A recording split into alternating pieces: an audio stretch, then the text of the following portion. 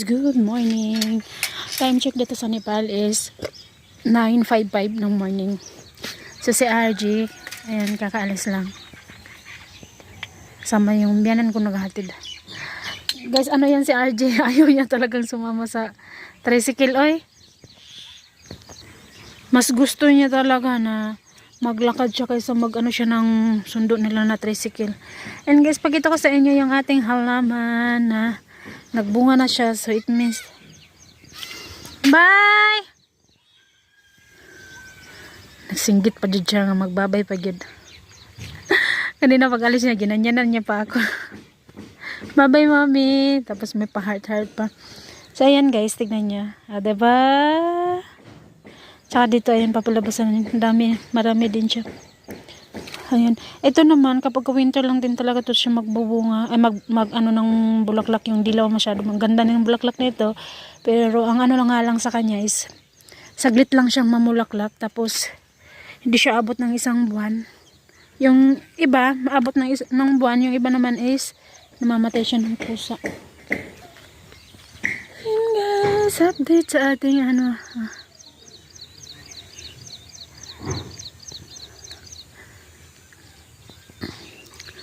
Oh, 2 days nang hindi maganda yung ano namin dito, weather namin dito.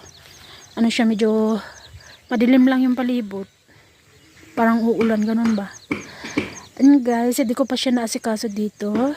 Kasi yung mga bato-bato na yan, nilalapag ko yan dyan banda. Ayan, ng linya niyan. Para may ano siya, masimento siya ba?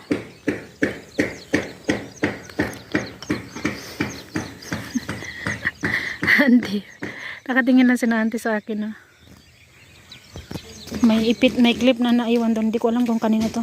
Sabihanan ko to or kina auntie. Eh ano lang natin siya dito. Itatabi lang natin para malabhan din natin. Mahugasan natin. Ayan guys. Ginawa ng ng biyanan ko nung babae kahapon. Para doon daw dumaan yung tubig. Tingnan niya yung mais. And then ayan. Yung ito guys, yung ganitong plywood yung mahal ba? Makapal siya. Alam niyo ba guys? Habang gumagawa sila nito kahapon, nagputol sila nito kahapon, ay ako ay panitingin din ako. Kasi alam niyo ba, ito dati ko pa talagang gusto ko mag-DIY ng mga lagayan ng sapatos, ba ganun ba? Kasi dito pag bibilhin mo yung lagayan ng sapatos, medyo may kamahalan din. Gusto ko mag-DIY talaga nito ng mga ganito.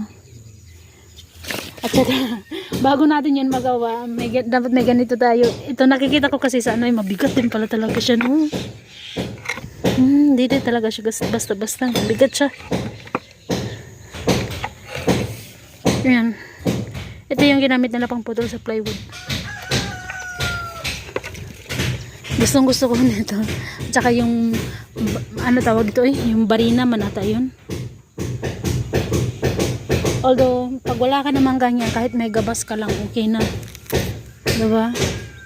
O kahit di mo na siyang gamitan ng screw, yung ano niya, kahit langsang lang yung panggamit mo, okay lang, dilagayan lang, hindi naman ng sapatos niya.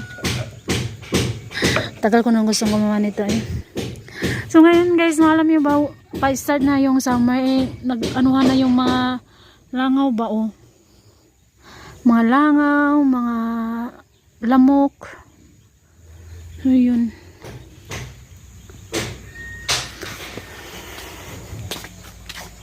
So ngayon, natapos na nila yung kabilang kwarto. Yung ginagawa naman ni na uncle ngayon is yung kwarto namin.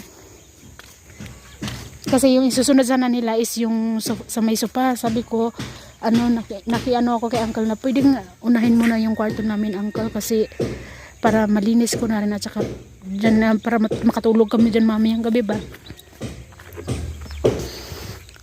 Binuhusan pala din to ng tubig. Ito yung trabaho na mayroon ko kahapon. Siya lang din to nag-ano dito dahil siya lang naman yung walang ginagawa. Imbinan kong babae. Kasi ako talaga guys, lalo na kapag ngayon may nag-trabaho sa bahay. Busy ako sa gawain sa loob or naglalaba ako, mga ganun ba. Kaya yung pagbubungkal-bungkal nito, hindi ko na maisingit sa oras ko dahil. And actually, ilang days na akong hindi nakapaglaba. kahapon na dapat isasampay ko na yung isang kumot namin. So, ganito kasi yung weather kahapon, so hindi ko siya masampay-sampay.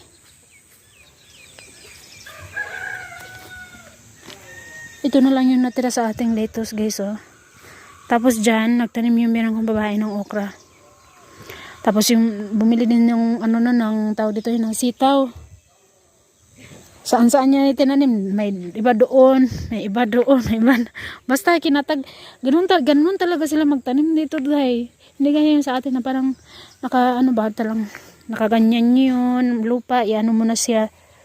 Parang ganito yung style ba? Tinaniman namin ng onion. Dapat pa dito kung ano yung tinanim mo, isa lang, ganun ba? Pwede mo naman siyang i-mix, pero kalahati. Pero dito sa kanila, guys, ano siya, nakatag-katag.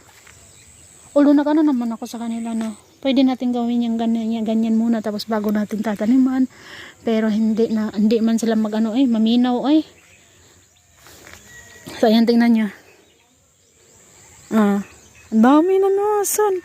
Marami na rin itong bunga. Purya-buyag sa aming sa aming lemon. Hindi kami naubusan ng naubusan ng bunga yung lemon namin.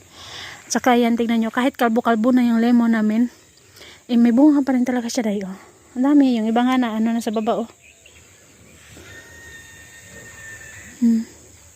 Saka tignan nyo to, oh. Kita nyo yan? Tapos yung aning langka din natin, magbubunga na yan. Marami na rin yung bunga ng langka, oh. Yan sa mga dulo-dulo.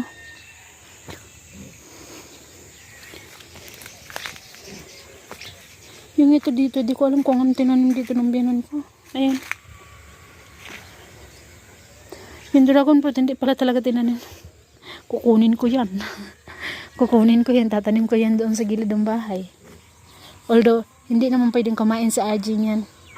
Kasi nga si RG, isang beses nakakain siya niyan. Nagkano siya ng allergy na buong niya talaga, yung bibig niya, talaga siya ba?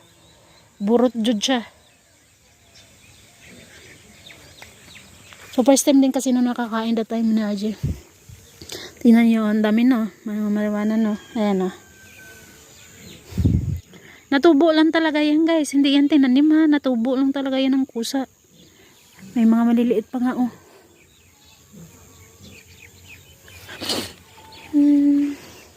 Ang laki ng lemon oh.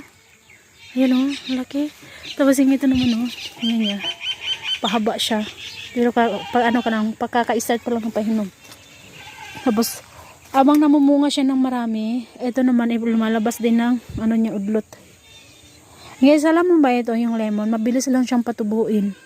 Alam mo yung ka lang nito, ganyan, magganyan ka lang, tapos tanggalan mo ng balat yung ng ibaba niya, tutubo na yan siya.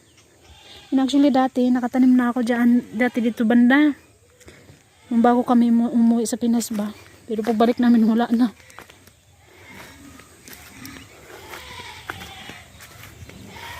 Tingnan nyo yung mais, guys.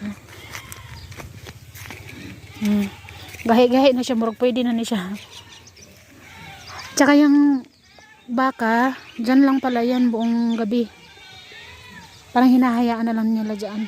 Buti hindi yan nawawala. Tingnan nyo yun.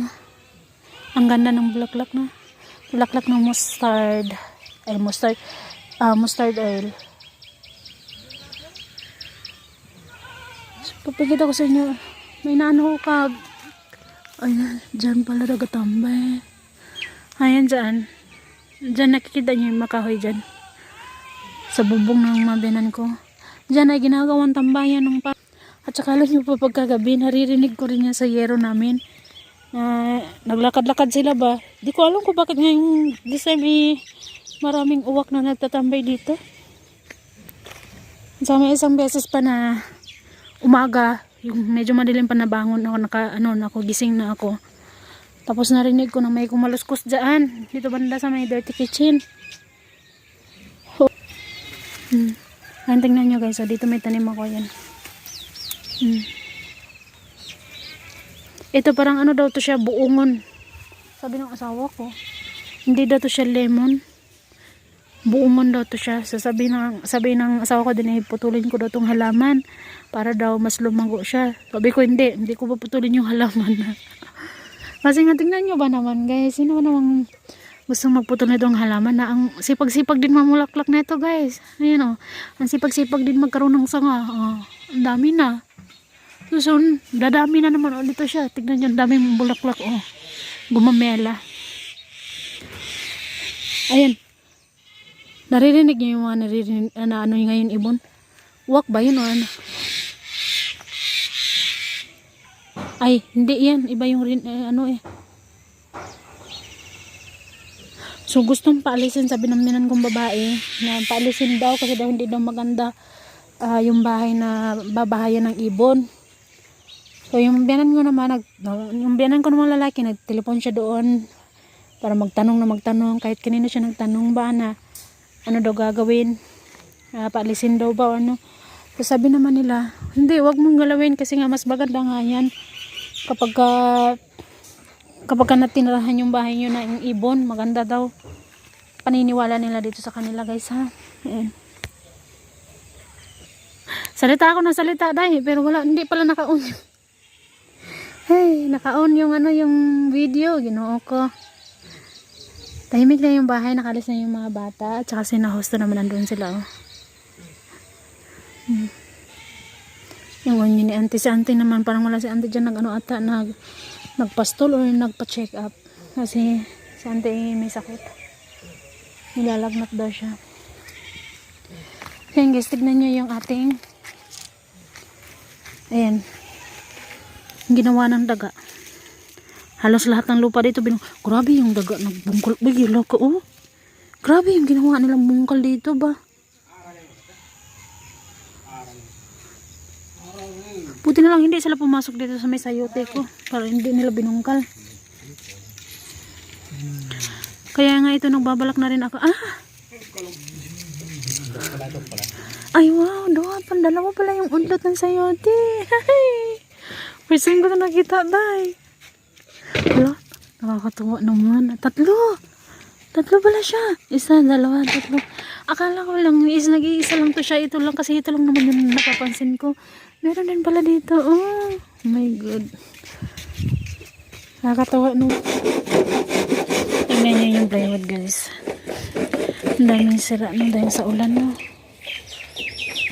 So ikakabit pa rin namin ulit yan guys no dahil wala na tayong talaga guys yung tayo dito wala na tayong pang bili ng bago.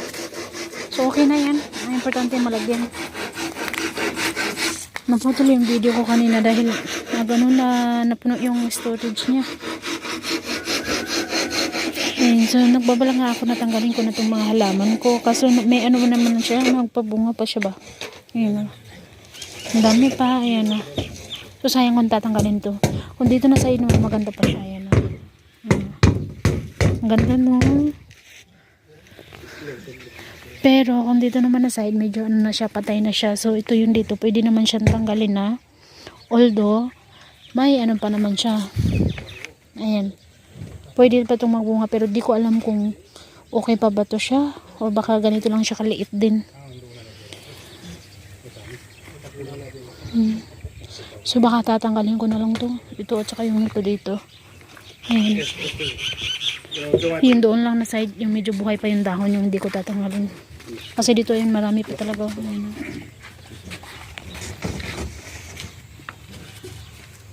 Guys, sobrang tuwa ko dyan sa akin sa YouTube guys. Ay, kasi hindi ko akalain na tatlo pala yung niya, yung tawag dito yung mga sanga niya ba. Akala ko nag-iisa lang talaga. Ito lang talaga yung pinapansin ko lagi, yung sa kahoy. Meron pala, yun Tsaka ang ganda pa doon sa side. Pero buyag buyag. Sana mabuhay ka ngayong darating na summer. Summer. Yung onion, yung garlic naman namin, so harvest na rin yan. Hindi dumating yung isang na magtatanggal ng plywood sa may kitchen at yero. So, baka sina-uncle na rin yung magtatanggal niyan mamaya pag matapos nila to. I hope matapos nila yung pagkabit ng plywood sa loob. para matanggal pa nila tong yero.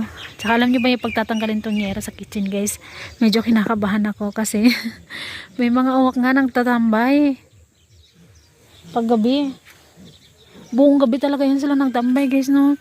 Kagabi ang medyo matagal silang nagtambay dyan sa taas ba sa yero.